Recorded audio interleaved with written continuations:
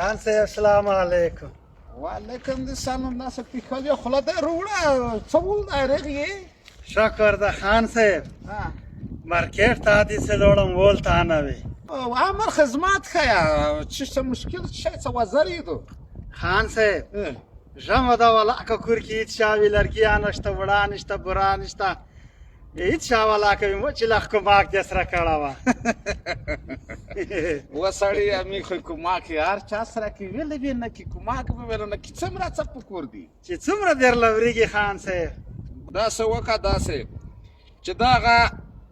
یو پنځاویل وچ د الله په نوم وخوله بیا خې نه غواړم نه چې شي ته دې نه غواړم وسړه ښه چې که داسې بیا نه کړې چې بیا په څټ غواړم قربان دې شم خان صاحب قربان دې ویلې ریته شه یې داسې په واوزه وړکې ونڅه